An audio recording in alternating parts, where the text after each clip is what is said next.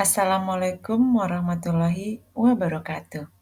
Perkenalkan, saya guru di SDN Tanjung Barat 07, Kecamatan Jagakarsa, Jakarta Selatan. Pada kesempatan ini, saya akan mendiskusikan hasil bacaan dari dua artikel tentang masalah pendidikan di Indonesia, sekaligus mengaitkannya dengan pengalaman di sekolah saya, serta modul 1 dari BMP Studi Komparatif Pendidikan Dasar di berbagai negara. Dari masalah yang dipaparkan dalam artikel, ternyata juga saya temukan di sekolah kami. Persamaannya adalah masih adanya keterbatasan sarana dan prasarana. Contohnya, perpustakaan belum lengkap karena jumlah buku yang terbatas dan kurang bervariasi. Selain itu, jumlah rombongan belajar lebih banyak dibandingkan ruang kelas yang tersedia. Saat ini, sekolah kami ada 16 rombongan belajar, sementara ruang kelas hanya ada 12. Akibatnya, siswa kelas 2 dan 3 harus masuk pada siang hari. Hal ini membuat semangat belajar mereka menurun. Sementara guru pun sudah lelah karena mengajar sejak pagi. Di samping itu, distribusi guru juga belum merata. Banyak guru yang sudah pensiun, sementara guru baru dari jalur P3K belum memiliki regulasi mutasi. Akibatnya, terjadi penumpukan di berbagai sekolah, sedangkan sekolah lain justru kekurangan guru. Selain persamaan, ada juga perbedaan dengan artikel pertama, terutama dalam hal biaya pendidikan. Di sekolah kami, biaya pendidikan relatif lebih terjangkau. Hal ini berkat adanya program BOS atau bantuan operasional sekolah, sehingga siswa tidak dipungut biaya dan bahkan mendapat buku gratis. Selain itu, siswa juga mendapat bantuan melalui Kartu Jakarta Pintar yang bisa digunakan untuk membeli perlengkapan belajar. Kondisi ini tentu berbeda dengan temuan di artikel pertama yang menyoroti masih mahalnya biaya pendidikan di beberapa daerah.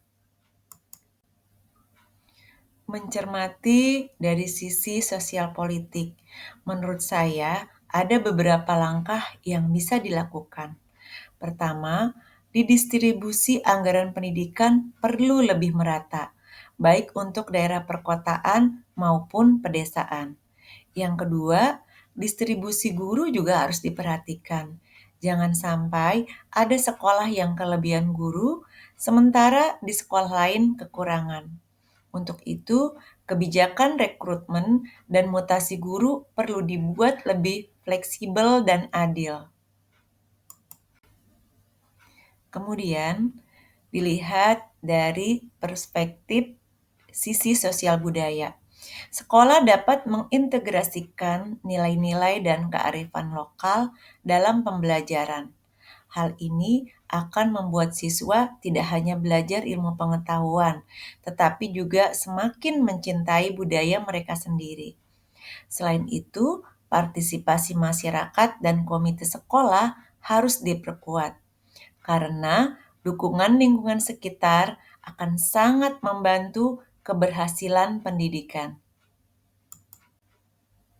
Selanjutnya, tidak kalah penting adalah peningkatan kompetensi guru. Guru perlu mendapat pelatihan berkelanjutan, terutama dalam pemanfaatan teknologi pendidikan dan penggunaan model pembelajaran inovatif. Dengan begitu, kualitas pembelajaran akan lebih merata, siswa lebih termotivasi, dan tujuan pendidikan berkualitas bisa tercapai. Jika dikaitkan dengan modul 1 BMP Studi Komparatif Pendidikan Dasar di berbagai negara, kedua artikel ini sangat relevan. Artikel pertama membahas tantangan kualitas dan pemerataan pendidikan di Indonesia yang jelas merupakan isu sosial politik.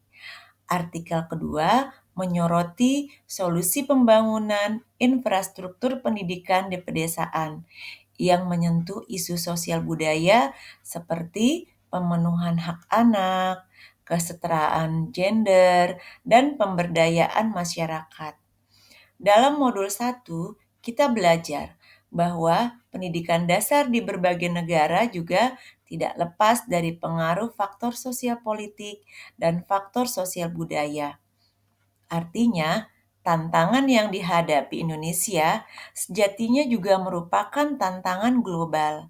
Solusinya adalah dengan menerapkan kebijakan yang adil, inklusif, dan berbasis pada nilai budaya lokal. Sebagai penutup, dapat saya simpulkan bahwa sekolah kami memang masih menghadapi sebagian masalah pendidikan nasional. Namun, sudah ada perbaikan nyata berkat dukungan pemerintah daerah. Kedua artikel ini mengingatkan kita bahwa kualitas pendidikan dasar akan tercapai jika isu sosial politik dan sosial budaya dapat diatasi secara bersama-sama melalui kebijakan yang tepat serta perlibatan masyarakat. Demikianlah yang dapat saya sampaikan. Semoga pemaparan singkat ini bermanfaat bagi kita semua dalam melihat tantangan sekaligus peluang peningkatan mutu pendidikan dasar. Terima kasih atas perhatian dan kerjasama Bapak Ibu. Saya sangat menghargai masukan serta diskusi yang akan memperkaya wawasan kita bersama. Wassalamualaikum warahmatullahi wabarakatuh.